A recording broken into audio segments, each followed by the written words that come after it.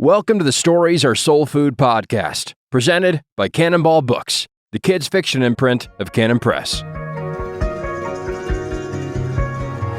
I followed the ghost of a king with every step I tried.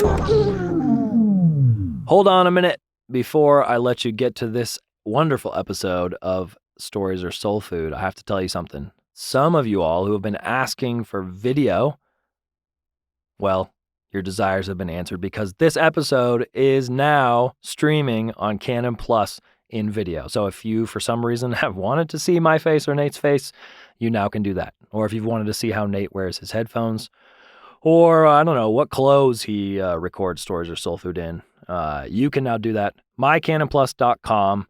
And of course, use code SASF99 after you create your free account. Enter that for a month of Stories Are Soul Food and 99 cents. And of course, all the other things on Canon Plus.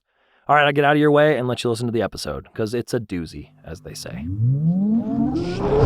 But restlessness was my pride. Welcome to SASF. We're all done. We're starting. We don't wait for the tech. We just begin. We'll start. Yeah, I don't know. Well, Nate, we're reaching many new folks with our faces. Well, because, they've never seen our faces before. Oh, yeah. Fantastic. But I actually was just wondering if you'd watched Buzz Lightyear. Oh, gracious sakes, no. Yeah. Should we welcome the people first? Oh, yeah. Welcome to SASF. We should ignore the cameras completely. Yeah, let's do it. I was planning already. SASF. Welcome to SASF. Number 70-something. Stories Are Soul Food, cranking towards 80. Cranking to 80. We shouldn't be at 80 yet. Forgot that we were going to be filming today. Otherwise, I would be wearing sweatpants. Yeah. And the sweatshirt. Instead, I'm kind of doing a raggedy, I was up till 3 a.m. look, which is also authentic. Authenticity.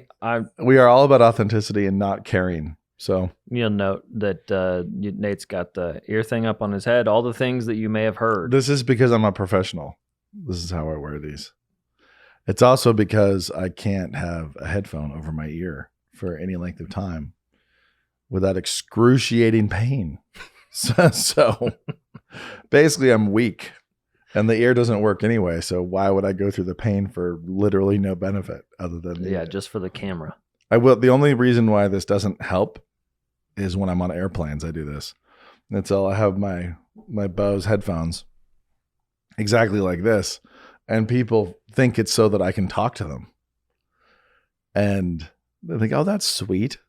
You know, he's available. So your seatmate is like, yeah. So he's watching something or listening to music and sleeping, but he's got one thing up so that he can converse. And that is not why I have one thing up. And not only that, they can try as hard as they want. So they try to whisper sweet nothings in your ear. Yeah, and I will not recognize. And eventually, if they're on my left side, they end up like fully making physical contact. They'll touch me to get my attention. And then I'll turn and then I'll take this side off to hear them. And they're very confused. It's like as if the giant scar around my ear was not enough to maybe signal. You know, I have been advised to get a little out of order tattoo on that side. I just saw, speaking of airplanes, this might save you. They're looking at those double-decker ones now where they have a seat above and a seat, your legs would be underneath. Yeah. Like curving underneath. It's the only way to fly. Like the double-decker strollers. So what are we actually talking about today, Brian? Other than the bad lighting, I don't like it. We're usually more in the dark. So I'm not enjoying the lighting choice, production team. This should be more golden, more soothing. Don't you think, Alec? Yeah, maybe more soothing. I feel like the quality of this podcast is going to go down, even though it's on video. Especially because it's on video. The lighting is completely different. So for you audio listeners only, the reason why we're not talking as well is because the lighting's bad. I think the quality is going to go up. So we balance. Okay, let's jump into it. The question I had is about what happens when an editor tells you to put something in your book that you don't want. And that was kind of inspired by Lightyear, because obviously just what happens when someone puts something in a movie that is, for example, like with Lightyear, that's not fitting or put in for other reasons, or and I wondered if you had examples of that. Are you talking about the smooch? Yeah, the lesbian smooch. The smooch? Yeah. You know what's really funny about that is I know the conversation. I know the conversation that happened, and I had to push through it at many different levels. And then there's a conversation that had to happen where, well, I wonder if anybody said, hey, by the way, this is going to cost us $200 million. Because it's getting panned in the box office, or right? $300 million. How many hundreds of millions is the virtue worth? And I know the people who pushed it feel like infinite millions. Okay, so that's don't how care. much it's worth. They're immune But to the there loss are of millions? The creatives who pushed it are. Yeah. No, they feel like this is the holy crusade that they're on. And they don't mind hitting the button on the vest and making it go boom. So that conversation is saying, hey, our listeners will not like this and will say, don't go watch this movie. Right. But then I know there's also executives who are they're in a very different place. Executives and who are not near the creative, who are fighting for money, and they have virtue lovers too. They're willing to lose a big chunk, but they would have run the math and thought it was an acceptable loss. And it's, I think, probably an unacceptable loss. They thought the 14 Muslim countries that were, hey, we got some scratch. Are you picking up that? Is that just me? I think it must be. It's probably a phone call trying to come in. This is the kind of thing that happens during the podcast. That no one authentic. No one has to know about, but now they do. Yeah, now there are phone calls that come in. We picked up that cellular disturbance a little bit. That's just normally just goes straight through our bodies without a sound. So somebody did the math and said this is worth it to lose those 14 Muslim countries is kind of whatever. And we're just proving how virtuous we are. But they were not expecting to lose as much as they lost everywhere else. Okay. And I think they already had a bad momentum by dropping Tim Allen. They already had kind of created a momentum of don't trust these guys. Because it's not the original Buzz. It's not Buzz. It's not Buzz. And they're doing this stupidly. And in doing this stupidly, they lost all trust. Not that they would have had much. I'm moving my phone, so it will stop. Are you hearing that? Are you hearing that crackle? Scratching in the ear. Yeah. So I apologize, everyone, and we'll see if this fixes We're gonna it. pretend we're just gonna be normal. This you're getting the real deal. We have the corpse light on us. Yeah. Thanks, Alec. Basically, that conversation happened, and they decided the math was fine for the virtue. And then now I think they're looking at the numbers, and they think, nope, this should have been $1 billion movie. Yeah. $1 billion. Yeah. Okay. I mean, they should, in the end, have brought in like a full $1 billion, and they should have been $500 million in the box. So, and now they're losing to Jurassic World or whatever. Yep. And then they have the press of that, and that the momentum of that, the kiss of death that comes from that is pretty terrible. So we'll see how they go. See how it, how it works. I just watched I was just able to watch a screening of a film that was a gnarly movie. And it was the first studio screening that producers were showing at studios. And so I was in a screening room at a studio watching them take it out to executives for the first time. And it's a film like Traffic, like an inside the drug trade, Narcos. Okay. That kind of a film. But it was focusing on the child sex trade. Oh boy. Yeah. And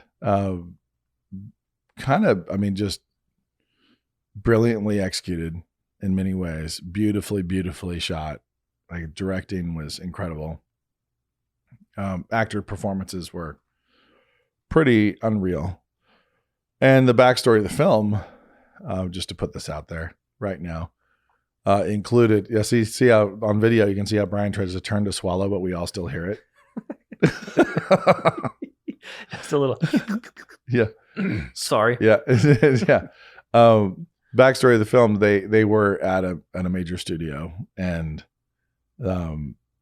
because they'd been there, the studio was purchased by Disney, and then they knew, because of the researchers and the character they were basing this film on, who's a real character, that a number of Disney execs who are in powerful places are in fact incredibly guilty of this exact thing, very Epstein's Island kind of stuff. And they did not want to be there because like they were now in the house of mouse, where this is actually a significant problem. And so, yeah, sexual abuse. Yeah. And so it's now migrated elsewhere. They're taking the film elsewhere, in part because of the complicity in the Epstein's Island type stuff that has happened in the Disney infrastructure. So, and then we're not talking about small Me Too stuff or even big Me Too stuff. We're talking about full on child trafficking, like as bad as it gets. And this is the studio that's going to like get up and be righteous and try to spoon feed the world a lesbian kiss. So yeah, in Lightyear. Yeah. So I'm within 1 week, I'm hearing producers talk about how they need to exit the studio because of how many names they know who are involved in the international child sex trade. And at the same time, that studio is the studio trying to force this virtue and get all the virtue bonus points. And I was like, this is kind of an interesting correlation. Like this is not surprising. So how do you think a parent handling, the approaching the Lightyear movie? How do you think about that? Like, do you say, hey, because this is in there, we don't go watch it? I think because it is a colony of maggots and flies, you don't go watch it. It's just, I don't know why you'd go watch it. Like, I just don't know. I mean, I look at it and I think without that, I didn't know that was in there when I decided not to watch it. Right. You watched that's what I was saying is I watched the preview and the plot device of him Rip Van Winkling into, and all of a sudden he's now having to do missions with the children of his friends. Yeah. That was a weird thing. And I thought, oh, well, that's not a Buzz Lightyear movie that I want to see. Yeah, no, it was so uninteresting. And it just, nothing about it. I love Buzz, and nothing about it was intriguing or interesting. Yeah, and so it already lost us. Yeah, I was just not in. And then I was like, oh, wow. Afterward, I heard the buzz about no pun intended, about the virtue signaling and everything else that was going on. The chef's kiss. Yeah, and the, as it were, and the Muslim countries dropping it and all that kind of stuff. And I was like, oh, that's funny. It doesn't surprise me. But that is kind of an old Disney strategy of creating conflict around social issues and having everybody have to have an opinion. So everybody has to form an opinion of whether did they go too far, did they not go too far, and what that does is it forces people to watch it and have a. Is that on purpose? Is that part of the? That's a way of salvaging the move, how to move the needle, and okay, they can talk about it. They score a bunch of points with the left, a bunch of people on the right were like, I didn't think it was that bad, and they all fight to get everybody to have an opinion and fight about it. And in order to be in the fight, you kind of have to be talking about the film, which helps. Right. So, okay. They frequently would, is Olaf gay? Like those kinds of things. Right. The weird, inappropriate stuff that happens in little background things that people with catch Frozen, and fight about. Those only benefit the film. Okay, you think it's counterproductive almost to make the film about that rather than just. Those benefit the film I see. in terms of marketing. I mean, like they get everybody to talk about it, fight about it. It makes it au courant, for. That's French from the Stories Are Soul Food podcast. Yeah. Yes, it means the soup of the day. So that you create that situation, and it's just great marketing. It puts legs on it, and everybody has to have thoughts. So okay, have you ever had anybody try to do that to your books that you can talk about? Fight about issues in there? Yeah, like either you have to put something in there or you have to take it out. Oh, there's been plenty of things like that. And you started this with a question about when people want me to put stuff in. I would say that, I try to when people want me to put stuff in or take stuff out, I try to be as neutral as I possibly can around those things that don't really matter. And Okay. it's super easy. Really easy for novelists to just be divas. Okay. I won't change anything. You know, I meant this exactly the way it was. I can't possibly add a character. I can't possibly delete a character. I can't possibly make that character more interesting. This character's perfectly interesting in every way. Oh, Couldn't be more interesting. And so I don't need to add this. I don't need to make him less creepy. I don't need to make him more creepy. I don't need to do anything. It's very easy for artists to be that way. I see it in graphic designers. I mean, you see it anybody. It's funny how little success you need in life to be on a high horse about notes from somebody else, receiving notes. So whether you're selling millions of copies or whether you're just working for a client trying to make a logo, it can be really, really easy to get on your high horse and not take a note. I work really hard to take as many notes as possible. I come to every note thinking, can I take this? Like, is it possible for me to take this? And if I can, I do. So burden of proof for an editorial note's usually on the don't do it. Yeah, I have to have a reason not to. I can't just say Ty goes Prefer not to. Yeah, Ty goes to me. I have to have an actual strong reason not to. And the reason why is because I want to save my gunpowder for those fights that will inevitably come where I'm going to have to fight to the death. And I had to do that in Hello Ninja as a show. And, you know, there's just things that I'm going to fight about. And I had executives who were very surprised about where I would fight. Like, why are you fighting about this? Because I didn't fight about hardly anything, you know, and they made the mistake of thinking.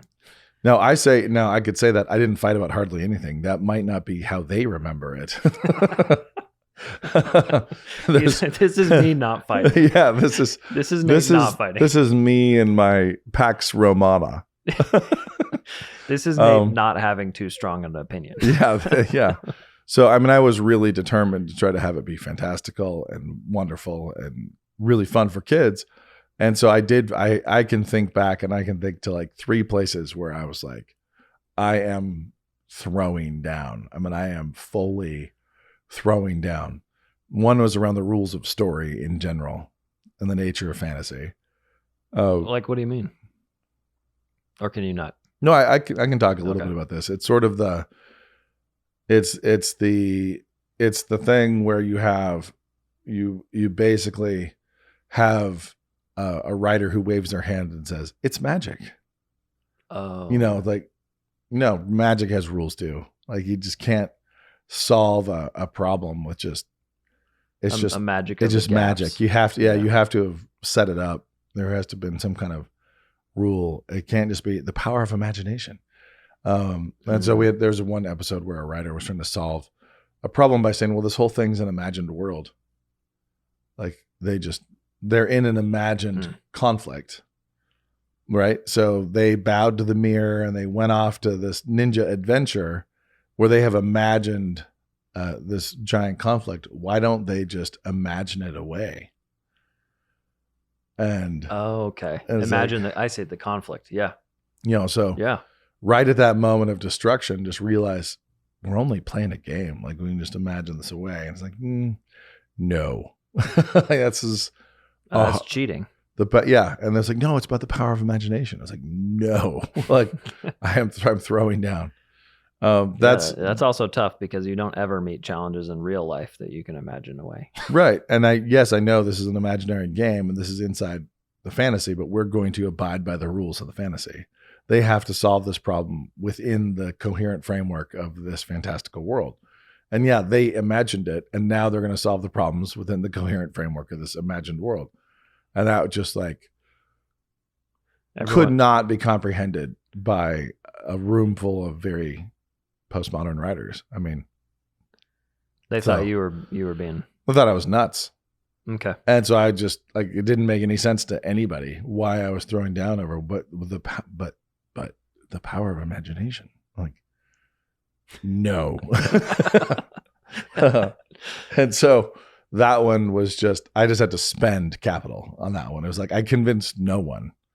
It was just a brute force. like this is the way it's going. And I really got along with those writers, and they were very talented, but there were a lot of very talented writers in the room, none of whom I think understood at all what I was bothered by, because there was just no shared apparatus right there. That was like the one like narratival, like big narratival fight. And otherwise I just saved it. And then the other big fight was over how wussy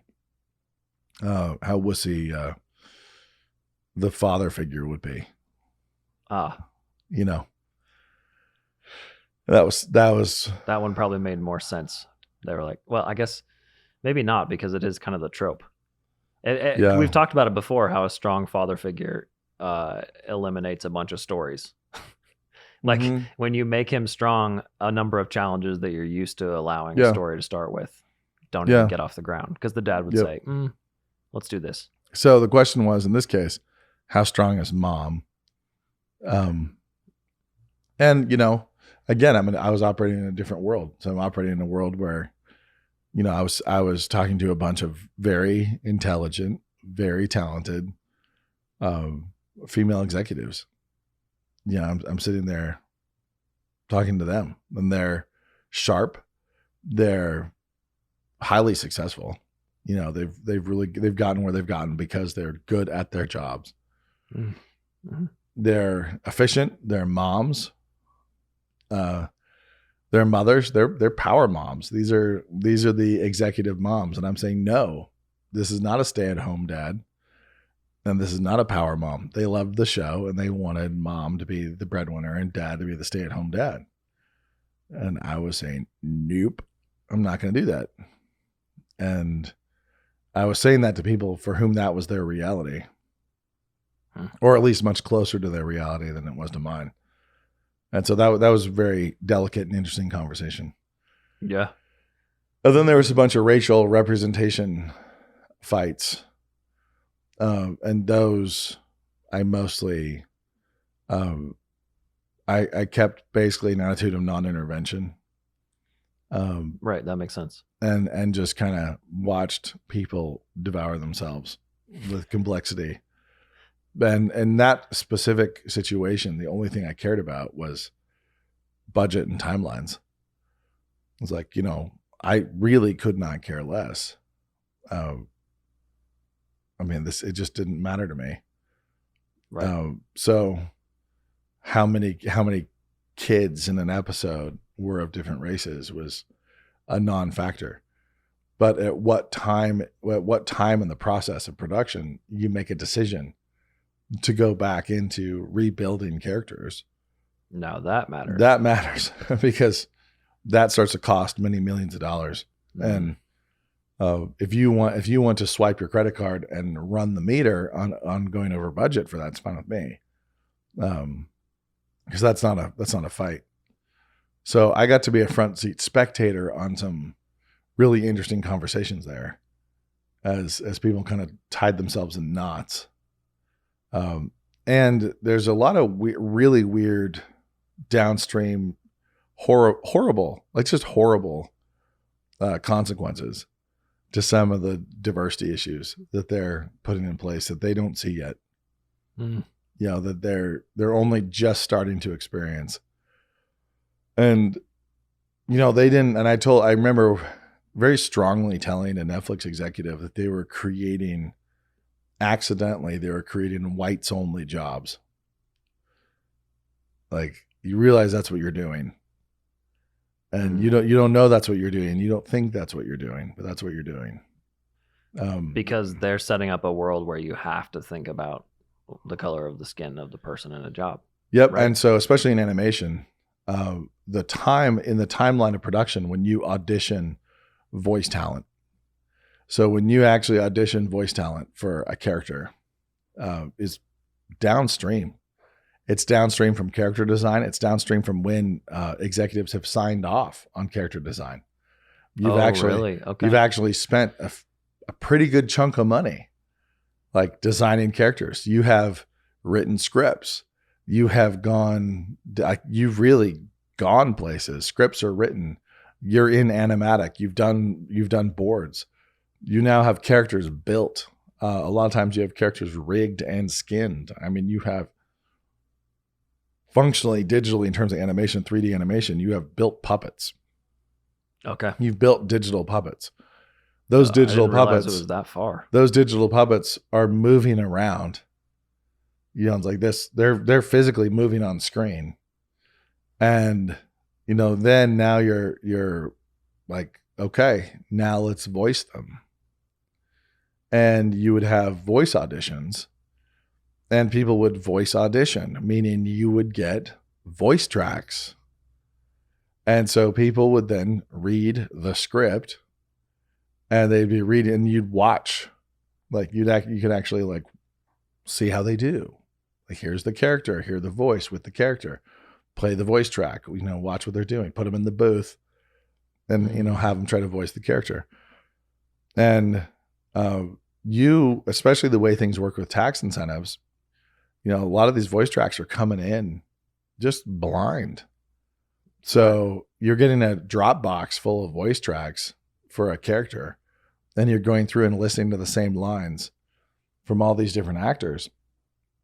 And you find the one you like, and then you like this one, and then they come back and like, that one is that's a Latina, or that's Latino, and so, but this is a white character, and it's like, so it's a good voice. They're the best voice. It's like, well, but they deserve to be represented in the, like, they deserve to be able to have their character kind of look like them. And so you end up with character rebuilds. So then instead of they rebuild it, or they cut the actor. Yeah. Voice actor. And so then it turns into whites only auditions. That's like, oh yeah, totally. and we're just immediately, as like, you are one step away from having to send in headshots with your voice track, and So we all can being eliminate- eliminated by race, because to reopen the rig, to reopen the build of the animated character is going to cost millions. Like it could just really, especially if, depending on where it is, a lot of times it'll cost hundreds of thousands or 50,000 or something like that. But depending on where you are in production and when you're trying to actually do this, and whether you're in a feature or in a series, it could cost a ton of money. And so how does this happen? Well, it's going to turn into like, well, we can only audition people who match the race of the character. And so what they're trying to avoid is they're trying to avoid casting white people to voice any diverse characters. And the downstream consequences is that got to a place where they were then casting a, you know, diverse talent to voice a white character, and then they're like, oh, but that's insensitive. That's insensitive. We should let them voice somebody who looks like them. Stupid. And it's like, and they just tied their own shoelaces in knots. And ultimately, I don't care. I mean, this didn't really affect us, but I got to see it coming. And so I remember telling a Netflix executive, like, seeing the early, like, these early warnings of like, you realize if you guys keep taking steps that direction, you either have to entirely and completely change the timeline of your production, how animation production is done, or you have to have racially specific auditions, which is not what you want to do. That is not a good world. No, it's not. It's just not a good look. Now, incidentally, they do that in live action. You know, you do have an audition like, hey, we're looking for, you know, a Latino, we're looking for an African-American guy, but you know, like, it's very different for voice. And, you know, it's like, we are looking for the voice of a Caucasian male. It feels very odd because it's divorced completely from, it should be more divorced from your race. Right. And historically We're looking has for been. a voice that fits. Yeah. And that's really odd. So I think they're there now. We've not been in production for a while, but I have heard from people being like, man, since you left, it got crazy. Like, since we wrapped our last season. So we'll see if we do many more seasons, we might be in crazy town, but I don't know. Anyway, all that's a really long way to say, I tried to save my gunpowder for when it mattered. And including like diversity issues, things like that. It just didn't matter to me. So Right. I fought over how I wanted the family to function. I fought over how I wanted the narrative structure to function. I fought over whether or not my lead character was going to pray to his ancestors. And that cost us money. You know, that fight cost us a significant amount of money. Meaning you had to redo stuff, or meaning that you weren't able to market it to? No, meaning we had to redo stuff because I caught it too late. Oh, gotcha. And I was like, I know I caught this too late, and I don't care. You know, Which, I mean, if going back to what we've talked about before, those things you just mentioned are characters, bones of a world, and then morality. Yep. Which is the truth, goodness, beauty thing. Like, so you're saving it for things that matter. Yeah. Which is and so then there were so many things where I was just noting it, like, hey, here's a thought. There's a thought. You know, if I think it's fun, you know, I'm not going to war. You know, it's like I'm noting it, I'm pushing it, I'm trying to make it better. But if I end up in a place of friction and the writer wants to do something and I think something else might be a little funnier. Oh, yeah. I'm not going to war over that. I'm just not going to, because there's going to be another time, almost for sure, when I care deeply. And so trying to have a joke land a little more, you know, I'll push it. But if they really disagree and they think their joke lands better, then I'm very inclined to like, okay. Yeah. So that's where you have I've also heard you talk about where writers get together and are trying to give advice to people who aren't published. Yeah. There being almost an opposite problem, where they're getting advice from too many people and they're saying, hey, just do whatever they say. Yep. I've seen it done both ways. I've seen writers get advice of do whatever, sell out completely just to get in the door. Once you're in the door, start drawing your lines. And I've seen other people say, stick to your guns, be an auteur, like be the diva, always be the diva. And I think that it's in between. Like you have to have a clear vision, stick to your North Star, you know, like really, you know, be crystal clear on what you're trying to accomplish. But also really what the beating heart of that thing is, not the different iterations. I mean, I talked to Penguin about, before they were eaten by Random House, I talked to Penguin about doing 100 cupboards in 2 books. You know, I talked to, I don't remember what another publisher about doing it in 1 volume. I talked to Random House about doing it as 3. It's like I built plans for how I would have to execute that if they really wanted it. And through each of those iterations, the beating heart, the story I wanted to tell was there in all of those. I liked 3. 3 was my favorite. And so that was my preference. But I was willing to do the others. Yeah. Because I was trying to get in. But it wasn't a, hey, can we go against your worldview? Can we go against your concept of beauty? Can we go against, you know, anything like that? So I have fought over things that people thought were ridiculous. I have fought over women will put tablecloths on picnic tables. They will do this in a Kansas barbecue. This will happen. I'm going to fight. Wait, why do they want that gone? Gender roles. Okay. And it's like, ultimately, look at me being, but also I don't care. This doesn't matter. It so doesn't matter. It just doesn't matter. I have fought over whether or not to be judgmental of the behavior of Aztecs in Allies of Time. Okay. I do remember that. Yeah. So you chose to stick with the history there. Yeah. There's no dispute of the history, incidentally. It was the judginess, the negativity with which I described the human sacrifice. Instead of as a neutral observer in National Geographic. Yeah. There was an assistant bothered by that. He was saying, you have to realize this was their culture and you should not be critical. This is like, you're projecting your whiteness and et cetera.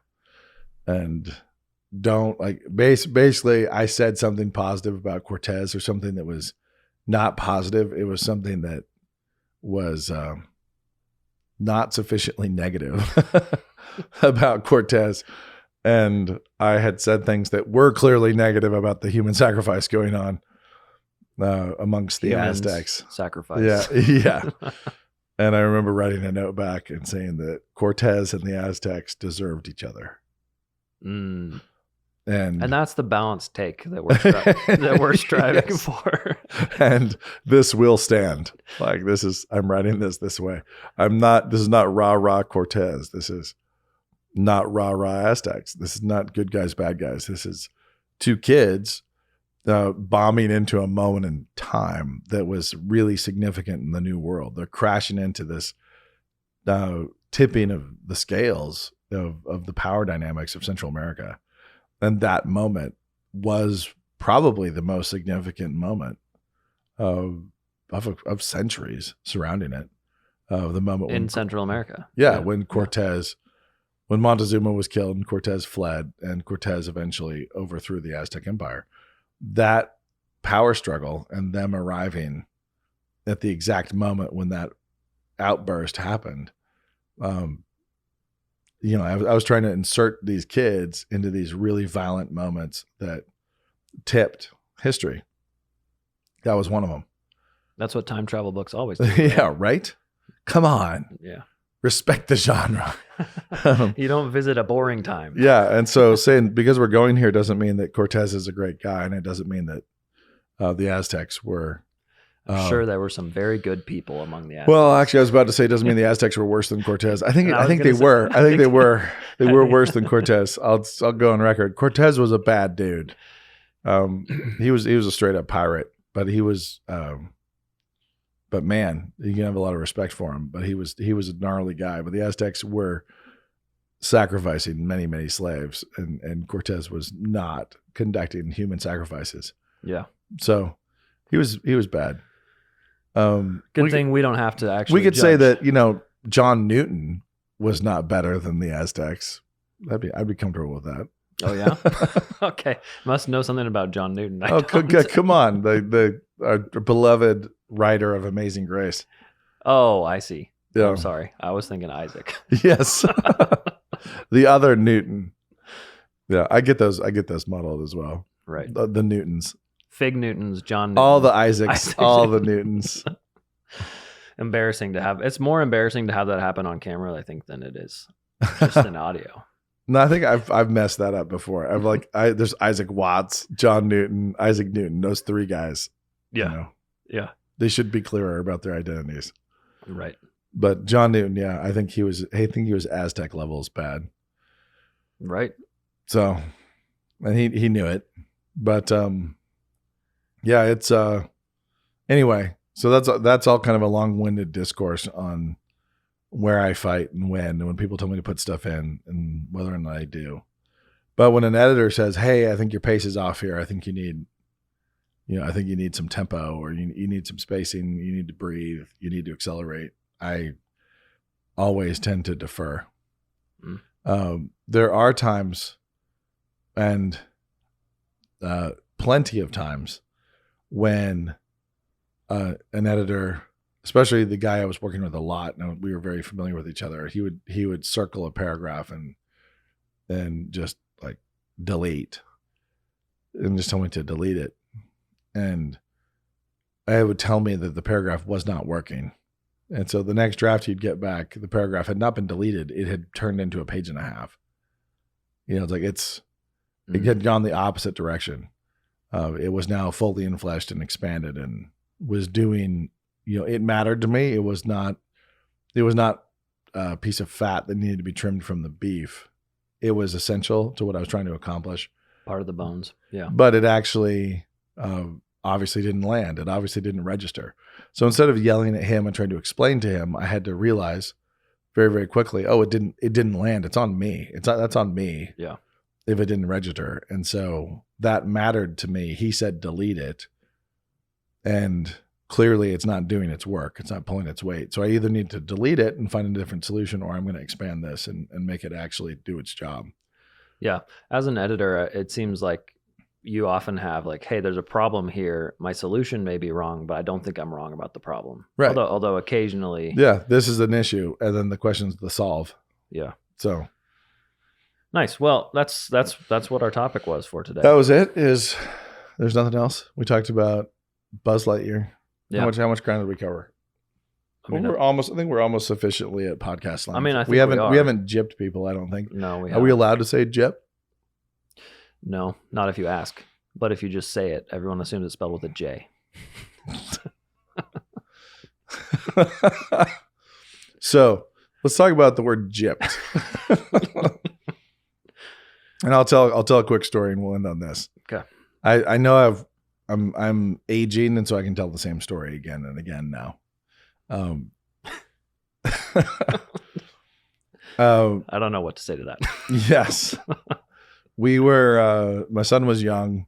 His best friends, like I was just reminiscing with my son. His childhood friends were his cousins. Like that was it.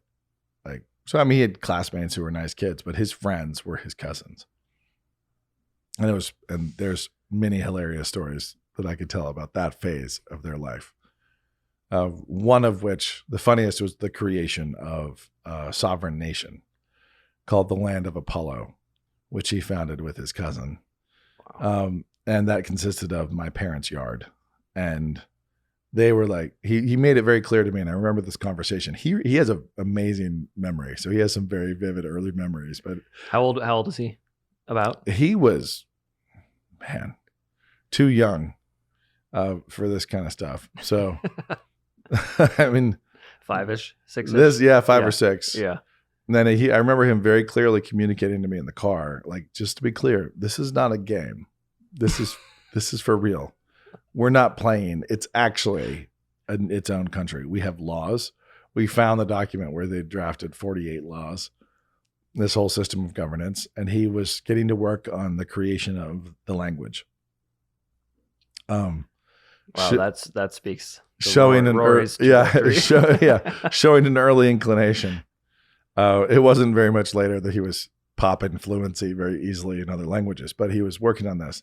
And every Saturday we'd get together with the family and have these family dinners and these Sabbath dinners. And that's when he saw his pals, and he saw them at recess at school too. But that's when he would immediately work on the Land of Apollo with his cousin. And then his little cousin, Lena Jankovic, was feeling left out of apparently this activity. And his aunt, Lizzie, who's, bless her and hilarious and not understanding, threw down and just said, "You may no longer leave out Lena. She has to be included." And that was the end of the Land of Apollo. It was never done again because all illusions of sovereignty evaporated. Oh, wow. Like they realized, well, if our aunt can just boss us into putting her into a governmental position, then it's not much of a sovereign nation, is it? So they adjusted and they played a different game completely, but the whole construction of a country just was no more. There are no countries without borders. Yeah, And the border there had been an incursion and it was overthrown. It had just been And obliterated. so they created a game and included younger female cousins. And the game had Apollo had a pharaoh and a prime minister, and every Saturday Sabbath dinner began with the funeral for the previous pharaoh, and then moving on. And it was very funny. But anyway, these were his pals. These were his cousins. They were all as tight as you could possibly be. And then the Merkels moved to England. And when they moved to England, it was like, okay, this is like Knox, Jemima, Belphoebe, and then Hero right underneath him. Like that was his pack. That was his little pack of people. And he still had his little sisters, but everything was gone. His little cohort and country construction was gone and so on. So we were looking at a spring break vacation. And this is the big notorious trip I wrote about in Death by Living, where I called my sister in Oxford and said, okay, so we're going to do a vacation. My wife and I have been talking. I think I just sold a 5-book deal and we'd set aside some cash. I think I just sold Ashdown for this vacation. And I asked my son, because he was a March baby, it was his birthday. I was like, do you want us, we're thinking about going to Costa Rica, doing a jungle trip, seeing animals, which he loved, or do you want to go see your cousins in England? And he was like, 100% cousins, no question. So I call my sister and say, hey, if we fly over, could you pick us up in London in a, giant van?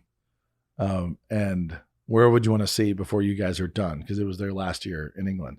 And they said Rome. I was like, okay, let's road trip to Rome. So we do that. Now my grandfather heard that we were going to Rome, and he told me 3 things. One is, he told me exactly how they're going to try to rob us. But he's like, they will try to rob you. It's not personal. It's just Rome was founded by thieves, and they're all thieves. They are all thieves. They will try to take their pound of flesh, and that's it. Not personal. They're just going to do it. If you go into a restaurant in different parts of Rome, they will jack the check up, and then they'll grab the youngest kid at the table and start harassing your baby, or grabbing your child as they hand the bill to you, so that you won't look at it and you'll just pay them as quickly as possible. Like, check. I mean, we were robbed within an hour of arriving in Rome. I write the story, the thorough story about being robbed. We lost 9 of 11 bags were stolen by hotel staff upon our arrival in Rome. Boom. Exactly as he said. Yes, the waiters did this 100%. They grabbed Judah Merkel a lot. He had big fat cheeks. So they just grab his face, grab his head, harass him as they handed me the bill. And it was this weird, like, miniature kidnapping would go on of like hostage ransom as you're paying for dinner. But there's also a lot of gypsies. Hence, this is why we started off on this odyssey. Yeah. Yes. That's how we got here. And the warning here was that they will actually, they'll be mimes and they'll do things, but they'll try to get a little junk toy into your kid's hand and then charge you for it. But they also will actually just grab your kid by the wrist and not let go until you pay them. They will literally do mini hostage ransom scenarios. Sounds terrible. So we braced our children for this, and you don't touch the mimes, the ones who are dressed up like sphinxes or posing or doing things in the parks. You don't receive anything. They try to hand you stuff, you don't take it. You don't get near them. You don't put your hands out. And so it's okay, I feel a little bit comfortable using that word. It's not because I think there's anything wrong with those people.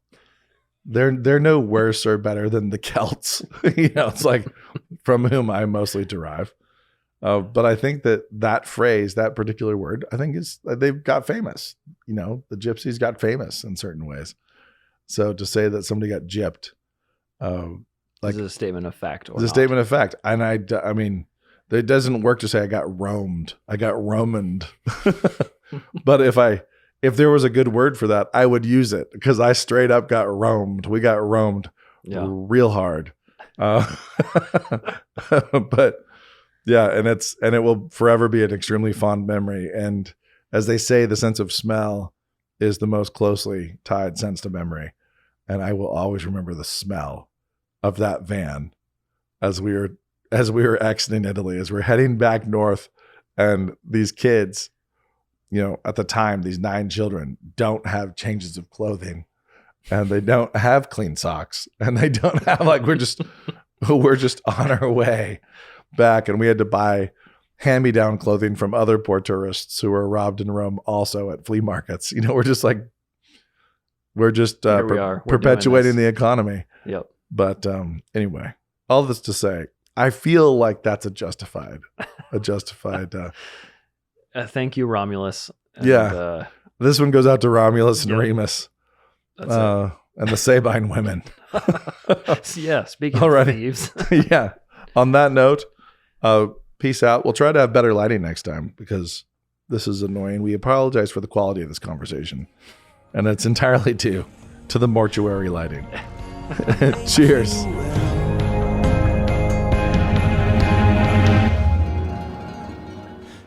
Thanks for listening to SASF. We're very happy to have you all along on this ride with us. Appreciate all the feedback, all the questions, and all the good words from all the listeners around the country and even some internationally. Anyways, what I got for you right now is the announcement that Fantastical Wordcraft, N.D. Wilson's School of, is actually on Canon Plus and available to listen to. I think the last time I mentioned it, it was at some point in the future, but it's there now. So for the low price of 99 cents with code SASF99, SASF 99, you can pay 99 cents for your first month, watch the course, and then if you can't find anything else to listen to, you can unsubscribe. Or you can stay subscribed to continue to support us and show us the love. Anyways, you might be asking, what is the School of Fantastical Wordcraft? It's basically Nate's 10 to 15 minute talks, 9 of them, plus an intro on how to tell stories. So if you've ever wanted to tell stories, nonfiction or otherwise, and you thought, man, I should become a writer. I want to finish that novel. This is the course for you. Nate always says it's for kids as young as anyone who's ever said, hey, I want to be a writer when I grow up, and for adults as old as the same thing. So there you go. Some of my favorite lectures. I think the plot and outlining and story architecture chapter is especially useful. And then, of course, Nate's descriptions of how to write the basics are also key. Anyways, there's the pitch for N.D. Wilson's School of Fantastical Wordcraft, available on Canon Plus now. You can subscribe using that code SASF99 if you're a first-time subscriber and you go to mycanonplus.com.